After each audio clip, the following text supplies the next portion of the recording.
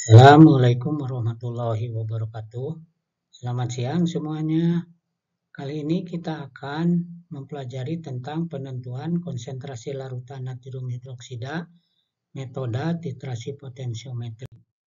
Nah, di laboratorium untuk menentukan konsentrasi larutan NaOH, metode titrasi potensiometri dapat digunakan peralatan sebagai berikut, yaitu statif, kemudian buret, kemudian gelas kimia, magnetic stirrer, dan pH meter.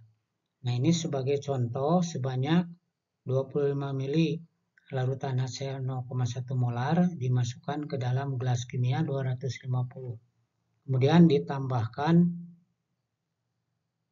aquades sebanyak 50 mili sampai elektrodanya yang ada dalam gelas kimianya itu tercelup.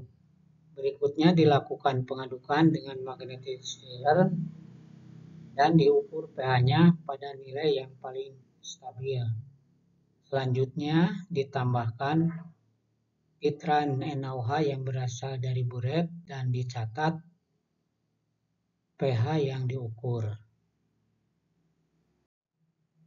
Nah, selanjutnya data hasil pengukuran dapat dilihat dari tabel berikut. Pengukurannya dilakukan sampai 16 kali. Sementara kolom 1 ini adalah jumlah mili NaOH dan kolom keduanya itu adalah pH hasil pengukuran. Pada waktu kita menambahkan 0 mili NaOH, maka pH-nya itu yang diukur dari larutan HCl awal, karena di sini belum terjadi reaksi. Sementara pada percobaan kedua kita sudah menambahkan 5 mili NaOH, maka di sini akan terjadi reaksi antara HCl dengan NaOH, sehingga jumlah HCl-nya akan berkurang, maka pH-nya itu akan bertambah. Sementara NaOH terus ditambahkan, maka jumlah HCl-nya itu akan semakin berkurang. Nanti sewaktu-waktu jumlah HCl yang ditambahkan itu akan habis bereaksi dengan NaOH. Nah, pada keadaan ini akan tercapai titik ekivalen dan dapat dilihat dari lonjakan pH. Nah, untuk kolom yang ketiga, ini adalah delta pH dibagi delta P. Ini dapat dihitung dari tabel 2. Delta pH-nya yaitu 0,42 dibagi 0, dikurangi 0,22 itu 0,2 dibagi 5 dikurangi 0 yaitu 5. Jadi ini hasilnya 0,2 dibagi 5 adalah 0,04. Kemudian juga untuk tujuan berikutnya, delta pH-nya itu 0,76 dikurangi 0,42 yaitu 0,34 dibagi dengan 10 kurangi 5 yaitu 5. Itu 0,34 dibagi 5 itu hasilnya 0,068. Sementara kolom keempat ini adalah mili NaOH rata-rata, yaitu dihitung dari nilai NaOH awal yaitu 0 ditambah 5 dibagi 2, ini hasilnya 2,5. Sementara kolom yang kelima itu dapat dicari dari ini 0,068 dikurangi 0,04 dibagi 7,5 dikurangi 2,5. Itu hasilnya 0,0056. Untuk yang berikutnya juga sama, kita tinggal mengurangi 0,13 dikurangi 0,068 dibagi 10,5 dikurangi 7,5, maka akan diperoleh bilangan 0,0206. Nah, untuk mili NaOH rata-rata yang kedua, kita dapat menghitung dari kolom 4 yaitu 2,5 ditambah 7,5 dirata-ratakan. Ini ada hasilnya 5.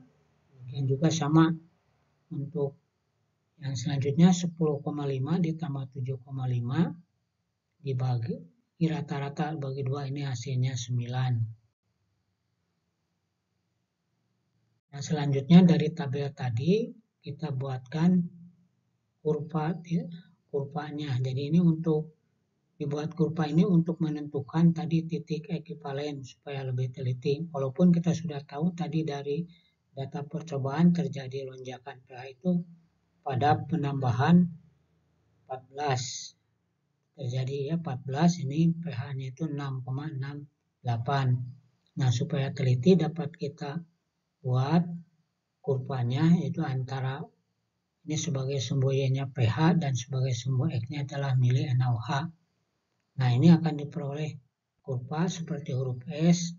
Untuk menentukan titik ekivalennya berapa, ini pada belokan kurva bawah ini dibuat garis singgung, kemudian sejajar dengan garis singgung pada belokan yang atas. Nah, selanjutnya ditarik garis ini yang membagi garis sejajar antara garis singgung bawah dengan yang atas, dibagi sama jaraknya, kemudian nanti ini akan memotong kurva. Selanjutnya dari titik potong kurva ditarik garis vertikal memotong sumbu X. Nah, ini adalah titik ekivalen NaOH yang jumlahnya ada 14,1 mili. Sehingga berapa jumlah molaritas NaOH dapat dihitung dengan rumus Pi NaOH kali M NaOH sama dengan Pi HCl kali M HCl. Pi NaOH-nya 14,1 dikali M NaOH-nya yang kita cari, sementara volume hasilnya adalah 25 kali molaritas hasilnya 0,1 yaitu 2,5. Sehingga molaritas NaOH itu sama dengan 2,5 dibagi 14,1 yaitu hasilnya 0,177 mol. Nah, sementara untuk kurva titrasi turunan pertama dari tabel yang sudah dijelaskan tadi dapat dibuat kurvanya, yaitu delta pH dibagi delta P sebagai sumbu Y dan mili NaOH rata-rata yang pertama itu adalah sebagai sumbu X-nya. Maka akan diperoleh kurva yang berbentuk seperti segitiga kurvanya. Nah, untuk menentukan titik ekivalennya, ini dibuat garis singgung dari bagian kiri dan garis singgung dari bagian kanan. Nanti akan memotong di satu titik. Nah, titik potongannya kemudian kita tarik garis vertikal ke bawah sehingga memotong sumbu X. Nah, ini memotong sumbu X di 14,05 mili. Sehingga titik ekivalen NaOH-nya ini dapat diketahui 14,05 mili. Nah, kita hitung molaritas NaOH-nya, kita gunakan rumus volume NaOH kali molaritas NaOH sama dengan volume HCl kali molaritas HCl. 14 NaOH-nya 14,05 kali molaritas NaOH. Volume hasilnya 25 kali 0,1. Sehingga diperoleh molaritas NaOH-nya 2,5 dibagi 14,05 hasilnya 0,778. Berikutnya untuk kurva turunan keduanya dapat kita memplot dari data yang sudah dihitung tadi, yaitu mili NaOH rata-rata yang kedua terhadap delta kuadrat pH dibagi delta Pi kuadrat. Ini delta kuadrat pH dibagi delta V kuadrat ini sebagai sumbu Y dan mili NaOH-nya sebagai sumbu X. Nah, ini mau kurva titik ekivalennya ini lebih mudah cara menentukannya, itu kurvanya ini langsung memotong sumbu X di titik 14,1 sehingga titik ekivalennya ini adalah 14,16. Molaritas NaOH-nya dapat dihitung dengan rumus Pi NaOH dikali M NaOH sama dengan Pi HCl kali M HCl.